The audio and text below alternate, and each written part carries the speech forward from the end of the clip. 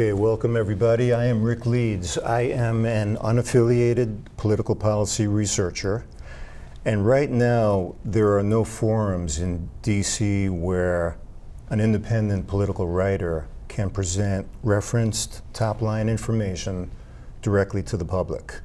So what I'm trying to do is open up the discussion a little bit beyond the political parties, beyond the universities or colleges, beyond the think tanks, and cast the net a little bit wider.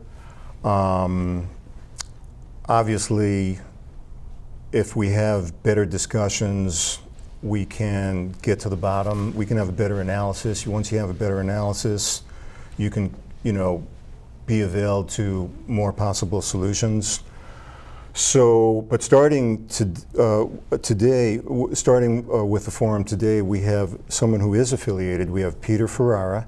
He is from the Heartland Institute.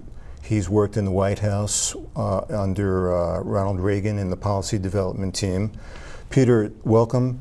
Do you want to introduce yourself? Do you want to say anything else about your background besides Heartland and the Reagan White House? Well, I graduated from Harvard College, 76, Harvard Law School, 79. Then I went to the Reagan administration, the White House Office of Policy Development, and worked for the president. After that, I went into teaching for a while, and because I'm a graduate of Harvard Law School as well, and then I became Associate Deputy Attorney General of the United States under Attorney General Bill Barr. The first time he was Attorney General. He's on his second round of duty right now, but that was under the George H.W. Bush, the first Bush presidency, and so that was his original background for what he's doing today, which is really very central, actually, to legal affairs today. So he's like the in a recent article I saw that they said he's like the sword shield for Trump, basically, and he's doing these investigations, and he's got lots of people in the swamp, the deep state, who are very scared of prosecution at this point. So, my background's been both in law and in economics, and I'm teaching economics now at King's College in New York. I'm interested in expanding that to Hillsdale College, which just opened a new campus in Washington, across the street from the Heritage Foundation. Mm-hmm. And so I'm very active, actually. I'm very busy all the time, and now I've got my own law practice going, and so I got the teaching, the law practice. I have think tanks now with the Heartland Institute, a National Tax Limitation Foundation. My friend Lou Euler from California, he runs that. And that's another tax activist group. I'm very close to Grover Norquist, who runs Americans for Tax Reform. So I'm active with them as well. And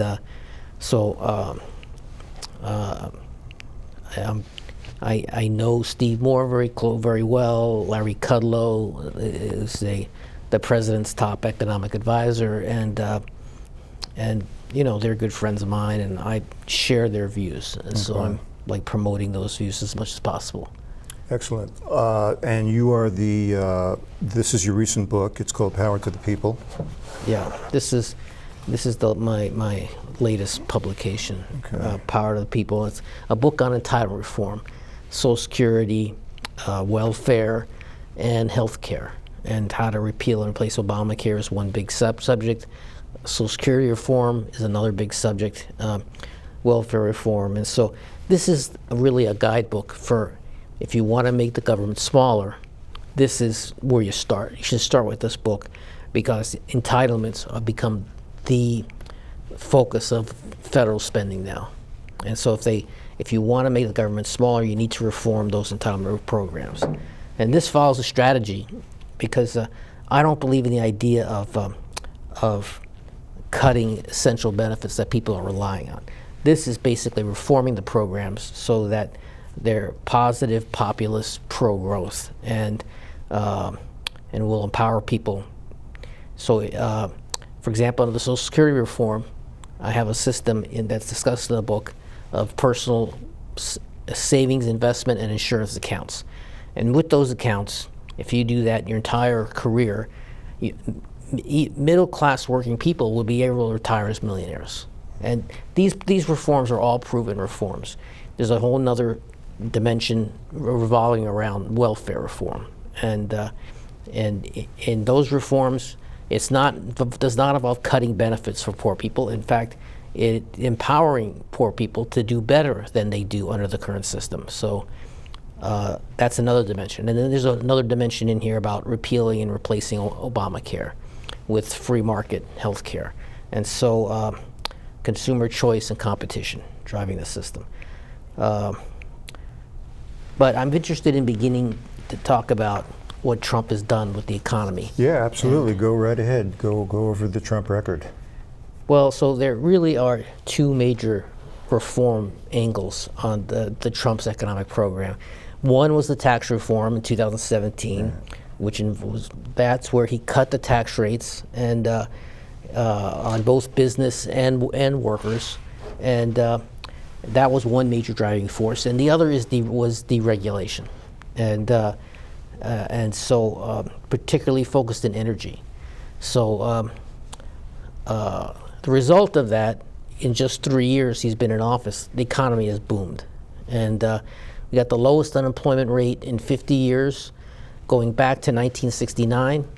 That was the Kennedy years. There was a boom in the 1960s under President Kennedy. He also got into office. One of the first things he did was cut taxes as well, and his program was later copied by Ronald Reagan and Jack Kemp. And so when Reagan came back in 1981, see what they did. Kennedy came and he revolutionized economics, and because he was a student of history, and he drew on the history of the 1920s, which created the Roaring '20s. And so he was a student of the tax cuts. He saw that was first started by major tax cuts, and at that time they had higher tax rates because of the World War I, and they had these, and so there was the Treasury Secretary under both Presidents Harding and Coolidge was Andrew Mellon, and he was the one who guided Washington to cut the tax rates throughout the 1920s, and so so they had a 77% top rate at that point. And this was mentioned in your book, I believe. Well, yeah, there is a section of this book that does deal with the economics, but this is what my teaching is based on, and so I look at the periods of history. There was the 1920s. There was then the 1960s, which is the Kennedy era. Right. Then there was the 1980s, which was the Reagan era. And the Reagan boom lasted. He was very similar to what's happened under Trump. He came in 1981, similar to Kennedy. He cut tax rates because they still had the high rates left over from World War II when Kennedy came in, and then Kennedy cut the tax rates. He proposed a 30% tax rate cut, and he compromised at 23%. So he cut the World War II rates by 23%, but that wasn't nearly enough. The rates were as high as 91% under Reagan, and before Kennedy. I'm sorry, yeah. And what did he bring down the top rate to? To 70%. 70%. And so he proposed a 30% cut. He compromised at 23%, but the rates were so high at that point, at 91%, that they didn't stick with that. So the Washington had defaulted on that and started to and slid back, and so they fell into the 1970s, and the tax rates were too high. And President Johnson, President Nixon had their income tax surcharge, so they sort of abandoned the Kennedy program. And so 1970s were a terrible decade where they had double-digit inflation, double-digit unemployment, and double-digit interest rates. Kind of the opposite of what Trump is, where we are with Trump today. And so Reagan was, along with Jack Kemp, popularized the idea, just do it again. The Kennedy tax cuts created this boom in the 1960s, and then so they proposed, we want to do it again. They explicitly drew on Kennedy's precedent and proposed a 30% across-the-board tax rate cut, which was later compromised down to a 25% cut.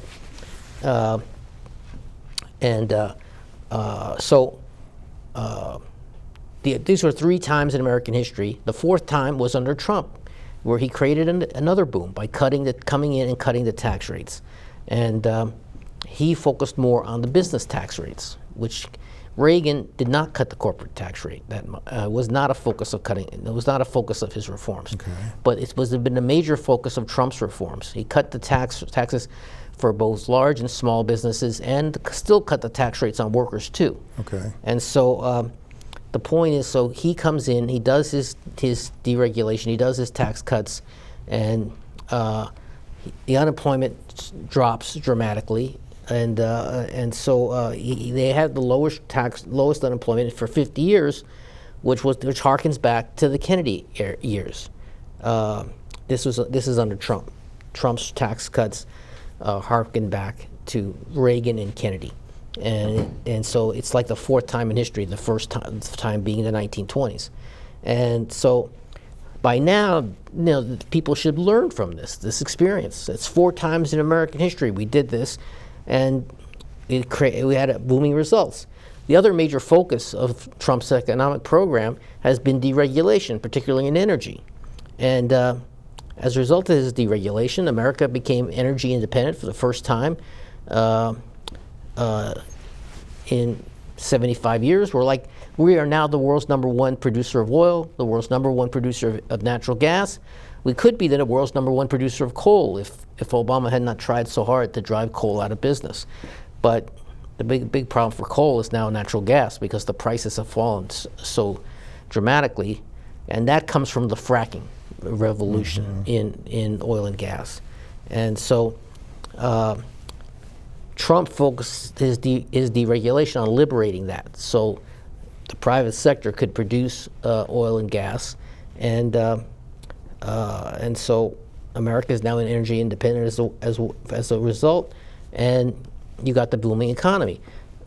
Low-cost, reliable energy feeds right into manufacturing. Manufacturing is energy intensive, and so the prices of energy are very crucial to promoting manufacturing. It's like another tax cut. The regulations are like a second tax cut. Right. And so those are the 2 dimensions that created this economic boom. Okay. And so you had this enormous gain in unemployment. So employment. Yes. Yeah. Well, I mean, there's enormous gain in employment and an enormous reduction in unemployment. So actually, nearly 7 million jobs have been created since Trump entered office. And I have here some statistics from the Secretary of Labor, Eugene Scalia, who was the son of Anthony Scalia, who was the Supreme Court Justice. And what is so shocking about these results is that we now have the lowest unemployment rate in American history for Black Americans. American history. Right. The lowest unemployment rate in American history for Hispanic Americans. Right. The lowest unemployment rate in American history for Asian Americans. And the lowest unemployment rate for people with, let's see now, it's the lowest unemployment rate for Americans with less than a high school diploma. So what's really fascinating about Trump's recovery is that it's actually benefiting the lower income workers, even more than the higher income workers. And that really doesn't fit the narrative that the Democrats are trying to sell, so you won't see that being discussed. But it's the bottom 10%. You see, the other dimension of the boom is that wages have been soaring. And so, and it's the bottom 10% of workers who have had the biggest wage gains rather than the higher income workers. And so it's people who have, lower income people who have had less education. They're gaining enormously. because Trump focused his tax cuts on business. He liberated American business to compete in the world, and so that led to hiring, and the hiring of more and more workers has business bidding up wages, and that's having the biggest effects among the lowest income workers. What that adds up to, is Trump is surprisingly leading the most inclusive recovery in American history, with blacks, Hispanics, Asians, and lower income workers. And blue collar manufacturing workers are among those gaining the most. And so so I think this is I call this Trump's blue collar boom. Okay. And so that's that's the key to his economy, and that his economic policy focused on those areas. Now he's had breakthroughs on trade deals, and he's done some great work in those areas, but that hasn't had time yet to have an effect. They just passed the USMCA out of the Senate today, actually, I think it was. Okay. And he just signed the Phase 1 trade deal with China this week as well. And these were heroic reforms that he managed to get through, but they haven't been essential to the boom that we're seeing, which is basically jobs and wages and the really record boom that he's created. Now, in all fairness to the previous administration, I've seen charts that show for example, black unemployment was dropping before Trump took office. Is that fair to say? But you think that Trump increased that trend with several different policy approaches? Well, I wrote a study for Heartland Institute on the Obama era and the Obama economic program. And when you analyze those results, and when he came into office, he already had a very serious recession that was to respond to grow out of. That was the financial crisis. What you have to understand to evaluate his economic program is that the American record is that the deeper the recession, the stronger the recovery. So he should have come out of that with a booming economy just based on the basis that he was coming out of that recession. And it's called the business cycle. You have these booms and busts. This has only been going on for 400 or 500 years now. The business cycle's been going on for at least 400 or 500 years. And so there's always, you do have busts, but you do have natural recoveries. So Obama tried to make people think, well, that's it, we're never going to recover again. We're going to be as poor as India and China because for the rest of our lives. No, it was never going to be that bad. And the worse the recession, the stronger the recovery. That was Milton Friedman's research that showed that. And but the thing is, you never had the full recovery under Obama. It was actually, when you analyze it based on unemployment, income growth, poverty, GDP growth. GDP, it actually was the worst recovery since the Great Depression. Okay. And so you didn't really get the booming recovery. The boom really started on Election Day 2016. That's when the stock market started booming. Investor confidence. Yeah, investors anticipated Trump's economic program. They realized they were free of Obama's economics, is anti-growth economics. And do you think it's limited now because investors don't know what's going to happen a year from now? The stock market is a forward-looking mechanism. It's what investors think is going to happen 6 months to a year from now. And if you follow that, that's another dimension of Trump's economic boom, is that the stock market, all three major indices of stocks are at all-time highs, the highest ever. Right. The Dow, the S&P 500, the NASDAQ are set records just this week, and so that started on Election Day 2016. When what you really had in 2016 was a revolt of blue collar workers who are not happy with what Obama did, and And so this is why they picked Trump over Hillary. She was promising to continue Obama's economic policies. Well, what you saw in 2016, the blue-collar workers were saying, no, we're not going for that. We don't want to see these policies anymore. We actually never fully recovered from the financial crisis. And so 2016 was actually a rejection of Obama's economic program. And you have a lot of sophistry, people trying to draw something positive out of what Obama did. But you always have a recovery for a recession. You evaluate his recovery by comparing his recovery to the recoveries under other presidents, because that was not the first time that a president had a recession when he was in office. Reagan had a recession early in his administration as well. If you compare Reagan's recovery to Obama's recovery, there's basically no comparison. Reagan's recovery was one of the strongest since the Great Depression. And Obama studiously did the opposite of everything Reagan did. Whereas Trump has followed a lot of the policies that Reagan did, which followed policies of Kennedy, which echoed what happened in the 1920s. Okay. And so that's basically where we are today with the economic history.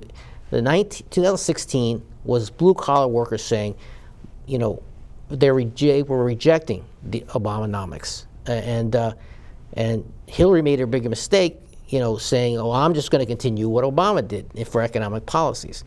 And, Obama said, if you want a third term of the Obama presidency, vote for Hillary Clinton. Well, what blue-collar workers were trying to tell them is, well, no, we don't want that. We don't want that anymore. We want the old economic growth. And so Trump's entire pitch fit right exactly what they were looking for. Make America great again. That's what they were looking for. Somebody who is going to restore the traditional American economic prosperity.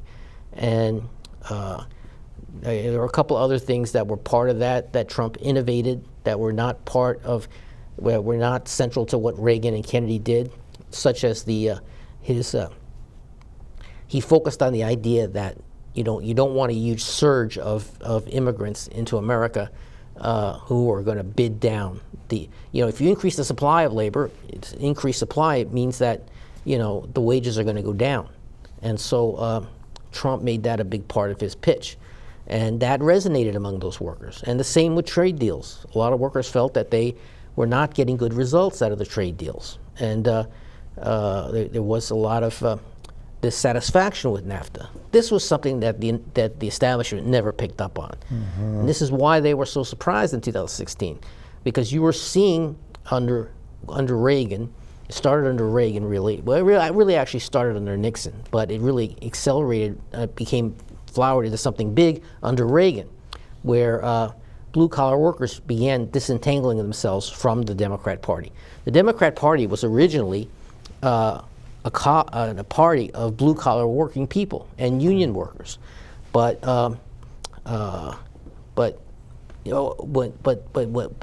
poor results under more liberal Democrat leadership leading blue-collar workers to disentangle themselves. This is why you had the Reagan Democrats, and so Reagan started this move where you had these Reagan Democrats all of a sudden delivering Michigan to the Republicans, to Reagan's side, and that expanded even more under Trump. And so that you've had this realignment going on, and this is what is being overlooked. And this is what I think is going to be the defining factor in 2020, that the realignment is going to continue, and what you're going to see is, I think, because of the booming economy, you're going to see Trump getting reelected by these workers, and by his blue collar boom is going to bring in the original basics. The backbone of the Democrat Party was the blue collar union workers, and they are realigning. This realignment started actually as far back as Nixon, but accelerated under Reagan, and now is accelerating even more under Trump. So you're seeing the blue collar workers shifting from Democrat to Republican. And Trump has many other things going on along those lines. So black workers, for example, so he's had a huge economic gain for black workers. Black workers were originally part of the Republican Party because of Abraham Lincoln. And so if you go back to the Civil War actually was a battle between Republicans and Democrats. The Democrats were the party of the Confederacy. And so they battled Lincoln over this issue of slavery. And blacks were part of the Republican Party for decades. Up until the Great Depression, or even, Harry Truman? Even beyond the Great Depression. I mean, Martin Luther King was a Republican. He was a Republican because that was the tradition when he was coming of age, because they still had the heritage of the battle in the Civil War, which made blacks part of the Republican Party. And what Trump is doing is basically reopening that. And you're seeing a realignment going on, which I think is going to accelerate in 2020, where you're going to see a much higher black vote than you've seen for years. Now, you don't need a huge black vote to really wreck the Democrat Party. How much do you need? 15-20% would be an earthquake. 15-20% for a Republican president would be an earthquake. What do you think it will be? I think it's going to be 30%. I think that's 30%? There are polls showing that Trump has support of as high as over actually 30% among blacks, and that's because of these records. When I slided over it pretty easily, where I said black African Americans, the lowest unemployment rate in American history for African Americans, and that's resonating in the black community. That there's much more opportunity. The focus that it's that the wages are growing. For example, we set in just in 2019 an all-time record for median family income. Yeah, and there were tax cuts, and we should list all the benefits that the median, not mean, but median typical family at 41,000, for example, got. But before we do that, we got to take a break. We're going to come back and we'll discuss some other issues with Peter Ferrara. Thank you. Thank you. Okay, welcome back. I'm Rick Leeds. We're here with Peter Ferrara. We were talking about the Trump record. I wanted to just ask you a couple of questions about what you just said. First of all, the economic growth. Currently, I've heard that it's about 2%, but I think in the last year or two of the Obama administration, it was also about 2, revised. Can you just you probably know more exact numbers than that. Well, the historic American record was really 4% economic growth when you got the economy booming. And so under Obama, we were resigned to 2%, and they started using the phrase, "This is the new normal. America can't do any better than that anymore." The days of 4% growth and America leading the world and all this, those days are over. The argument went from the Obama people. Trump never bought that, and so he actually, Obama was actually debating Trump's policy and saying, well, how's he going to create 4% growth? And so what does he have, like a magic wand? Well, his magic wand was tax cuts and deregulation.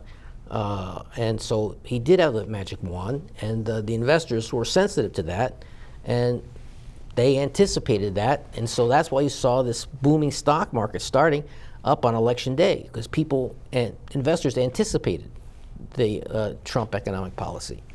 And so he did actually have the growth actually soared for a while and got to 3%. From 2%. That's an increase of 50%. And then it went for a period of time, it actually hit 4%. But it should have continued for that. I was expecting it to continue for much longer after that. But the growth, I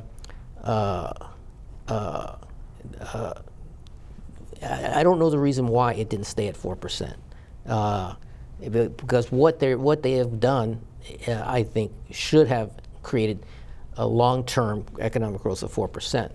But he has so many other areas that were even more important. So he's had the job growth, the 7 million new jobs that he's created since he entered office, the unemployment record, and then the wage growth. So he had median family income this past year went over $65,000. That's the first time in American history that median family income has been that high. Okay. So you've had wages and jobs, and that's been the major factor. And you didn't have the sustained growth of 4%. Maybe now that his trade deals have begun to kick in, maybe that will be created. And so 2020 will be a very important measure because there's a feeling that we've had a very long period of time without a recession, and that another recession should be due. In fact, a recession this year would be catastrophic for Trump. And but from the way I read what's going on in the economy, we're not heading towards a recession. In addition to all these things we've got going for us now, you've got no inflation. That's very pro-growth. You've got low interest rates. He would be battled Federal Reserve over that, and he's been proven right. And those are further dimensions of the Trump economic policies that have been very desirable. So no inflation, you got booming economy, low unemployment, no inflation, low interest rates. This was what was so bad in the 1970s when they had double-digit inflation, double-digit unemployment, double-digit interest rates, and that's what led to the election of Reagan, which also was not anticipated. That was a shocker and a surprise to the establishment at the time. And so those are dimensions of the Trump economy that are leading me to conclude that he's likely going to have this. I think 2020 is going to be like 1984, when the Democrats were against the Reagan tax cuts and promised to repeal them. And you're seeing the same thing today. Democrats are against the Trump tax cuts, and they're all out there saying, first thing we're going to do is get rid of those tax cuts. Well, where do they think all the jobs came from? What about this lowest unemployment in American history for blacks, for Hispanics, for Asians, for the lower income workers, and workers without a high school diploma? And the boom is lifting the bottom of the economy, despite what Elizabeth Warren will tell you and what these Democrat sycophants will say to you.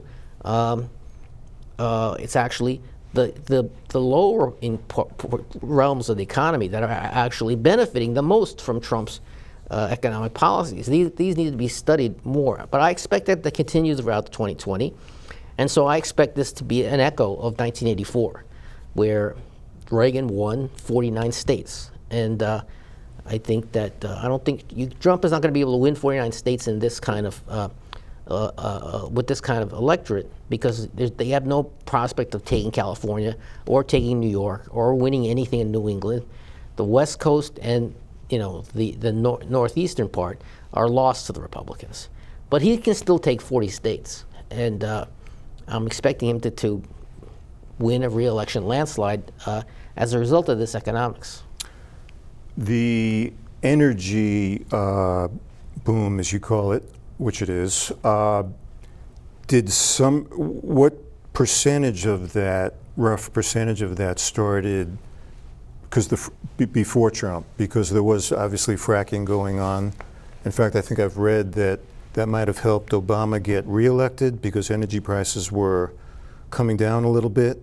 I don't know if that's true or not, but I know that Obama was against the drilling on federal lands, so he was preventing that. Trump probably opened up more federal lands to fracking and other kinds of drilling.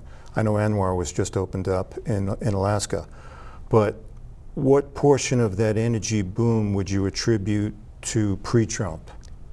Obama pursued the opposite policy of Trump on energy.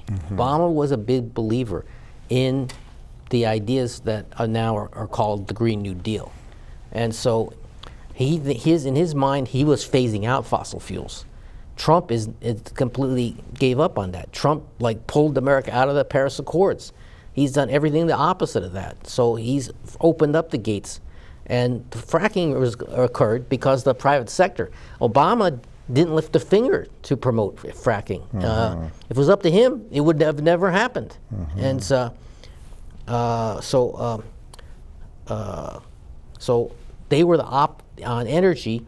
They were opposites. Obama's policies were the opposite of Trump's policies, and so Trump is going to gain the credit for example, West Virginia used to be a Democrat state. West Virginia has been lost to Democrats entirely, and has now become a completely Republican state, and because of the energy policies. Another example of that is Montana, which used to be which was not as strong as a Democrat state as West Virginia was, but you have a lot of coal miners in Montana, and so the coal miners have all shifted, have all gone Republican already, because Democrats are campaigning now on phasing out coal entirely. So you had even Biden said, "Oh well, the coal miners need to learn how to program. They need to learn how to do computer programs." And how is that going to resonate among miners? Yeah. So before I say that, as far as the revenues, people say that tax cuts necessarily bring revenues down. There was a slight decrease. I think we're at about 17% federal take out of the economy for revenues, and then state and local is about 11. So we're taking in about 28. I think 29 is the Tax Freedom Day statistic from the Tax Foundation. We're spending at 35. Obviously, you agree that that's the problem.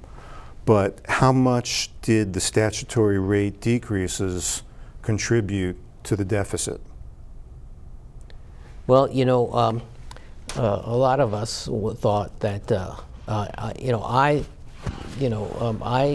a believer in the Laffer curve, and the idea that there is an economic growth effect from lowering the tax rates, and that's increasingly been accepted throughout the economics profession.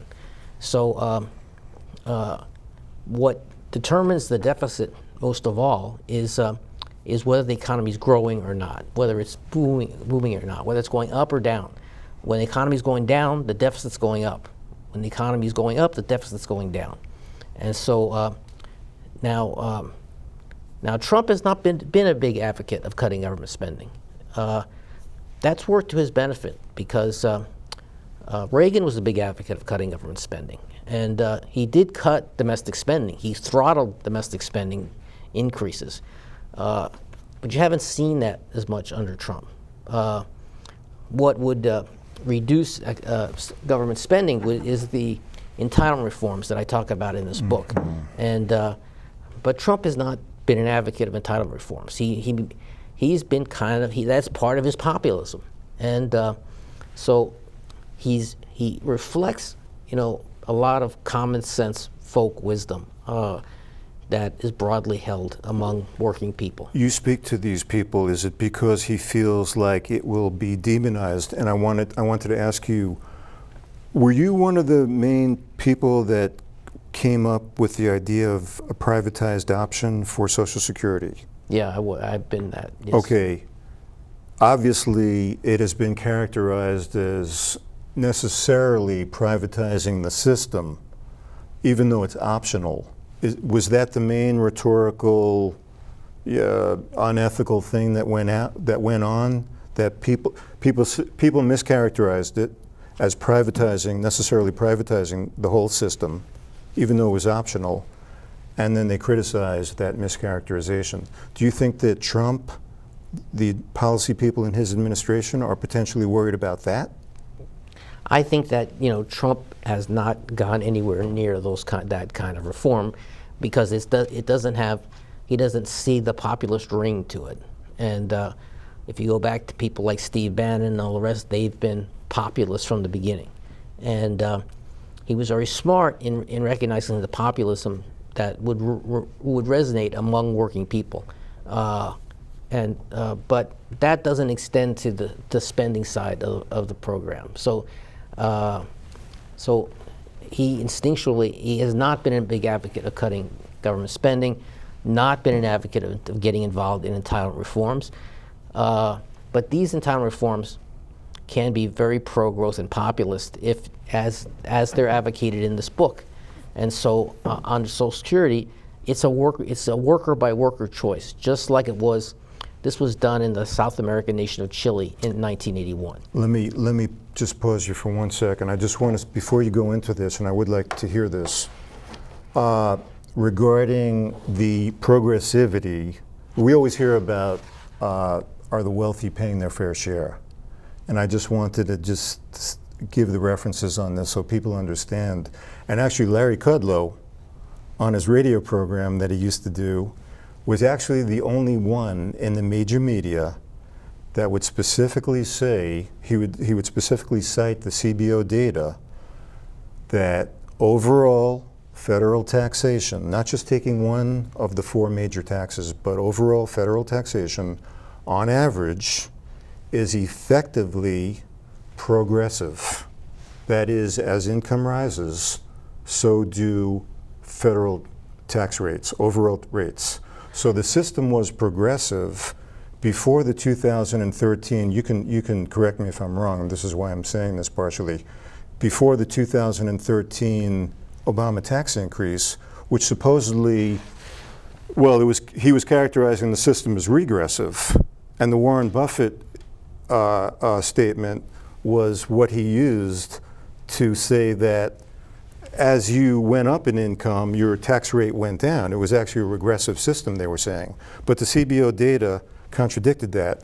So that tax increase increased the already existing average effective progressivity. Do you agree or disagree with what I'm saying? I agree with that. And I think, let me make this controversial statement on this argument about the rich paying their fair share. The rich pay more than their fair share, according to the CBO data. This never gets on TV. Never gets on TV. No, it doesn't. But that's the thing. They do because, and that's why we have actually the most progressive tax system in the entire world. Yeah. And we don't, it's because, this is another thing contrary to what Obama used to say. Republicans always cut the bottom, taxes on the bottom as well as at the top. And he used to say, they cut taxes for people like me, Obama said, but not so much for the average person. Quite to the contrary. Okay. It was Reagan that really introduced the idea of the earned income tax credit, which started taking lower income people off the federal income tax rolls entirely. This is why the bottom 40% of working people in terms of income don't pay any federal income taxes at all today. Okay. And that's growing now closer to 50%. Okay. And so this is the numbers do show this. I'm one of these crazy people that actually, I don't make any money studying this. You've made some money, you have some paid positions, so you're okay. I spend my own time studying this and I can't believe what I read versus what I'm hearing in the media. This, if you can zero in, Mike, on this chart, this is done by the Joint Committee on Taxation. And it shows in very simple numbers what the Trump tax cut did. And if you can, I don't know if you can zero in on this, but basically, here's the incomes, 500,000 to 1 million, and it says what they got, which was 23 billion. Okay, it's in millions, and it says 23,000. So it's 23 billion, and the group above 1 million got 36 billion of tax cuts. This is for 2019, projected at the time. This was done in like 2017, I think. So they got a total of 60 billion. At the bottom, you see the total projected tax cut, 259 billion. So they got roughly 22% of the total dollars in tax cuts. Not 80 or 83%, which is what you keep hearing on TV over and over, that the top 1% got 80% of the cut. Why, Peter, do they keep saying this? What reference are they using? Are they talking about after 2025 when the cut expires? No, no, no. You know, it's the real truth is there's a lot of deception going on in this area. So people will tell you what they want you to believe, what they think will benefit who they're rooting for now, and so what you're showing here are the real numbers. That's what this is the actually true progressivity of our tax system. But because you know.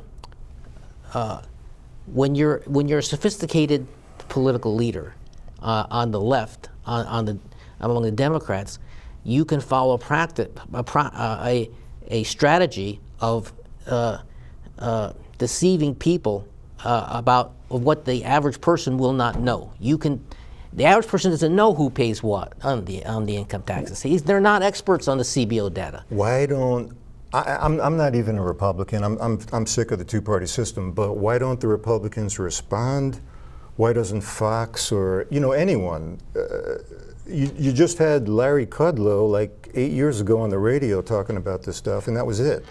Why don't the conservatives, libertarians? I mean, what's his name at the Cato Institute? Chris Edwards. Mm-hmm. He has written about that, but that's on the Cato blog, and how many people look at that?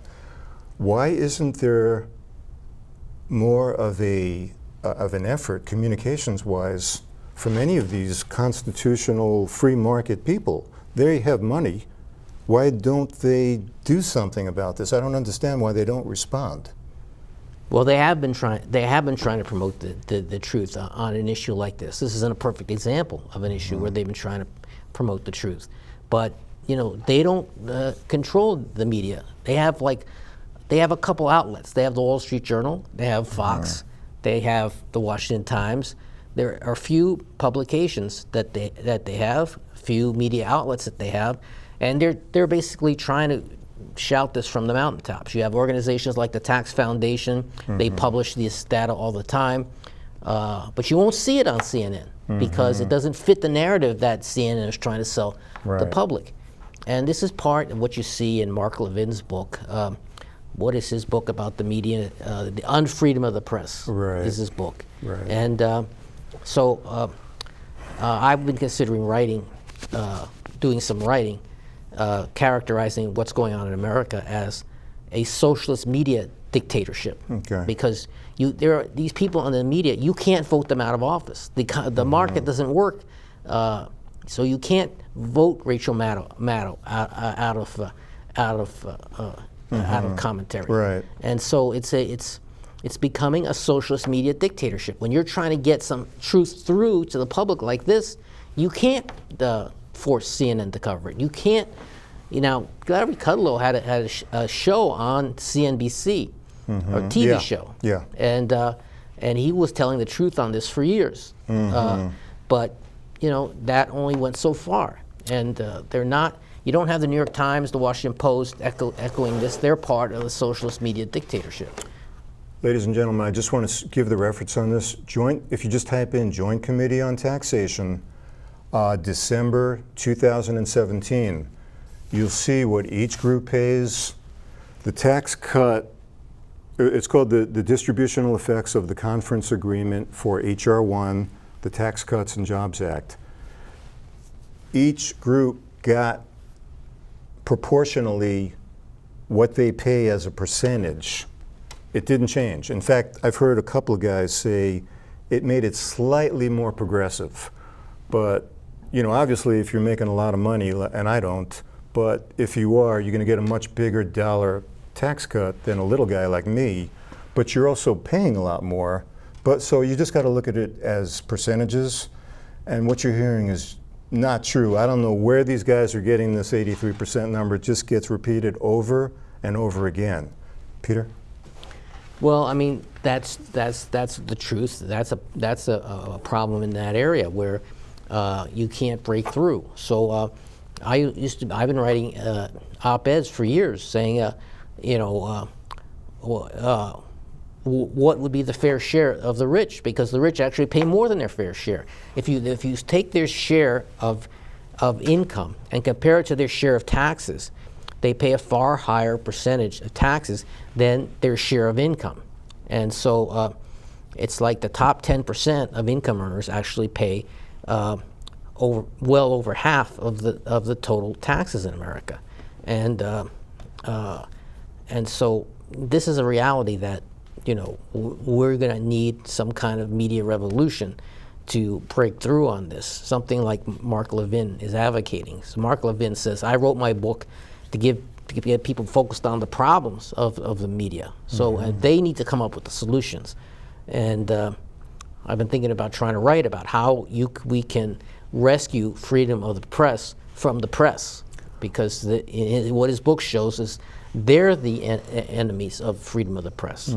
That's why he calls it Unfreedom of the Press. Okay. That's been a best-selling book for years now. We have about 10 minutes. Why don't you take some time and let's talk about entitlement reform? If you want to, Yes, you want to yes. go over some of that? Yes, I would like to do that.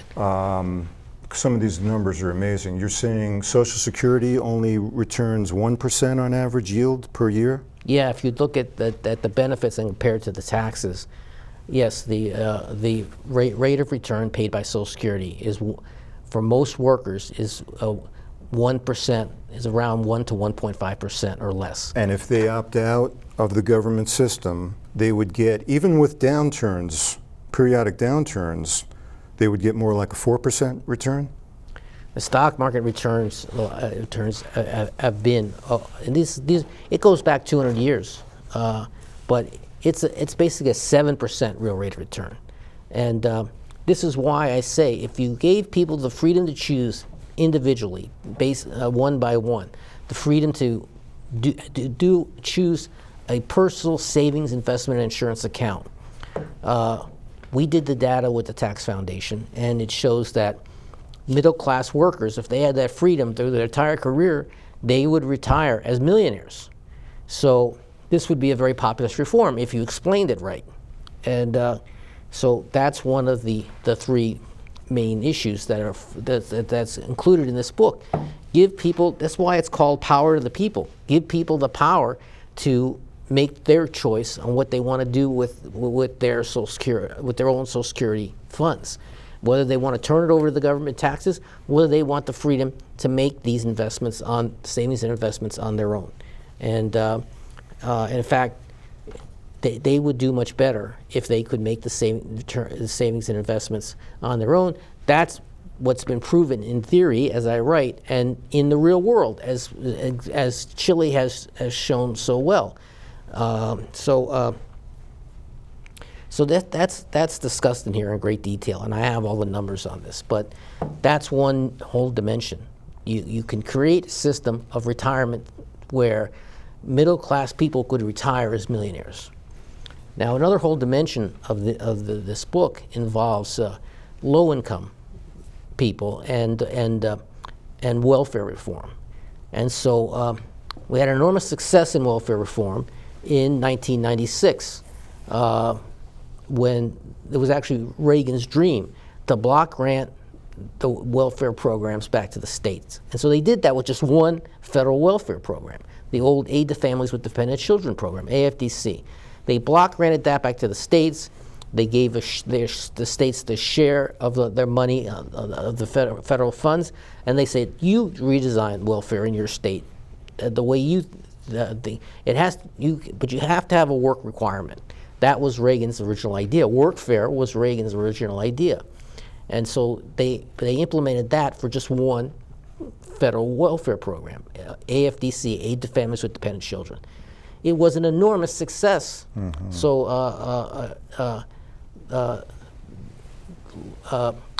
the people formerly dependent on the program,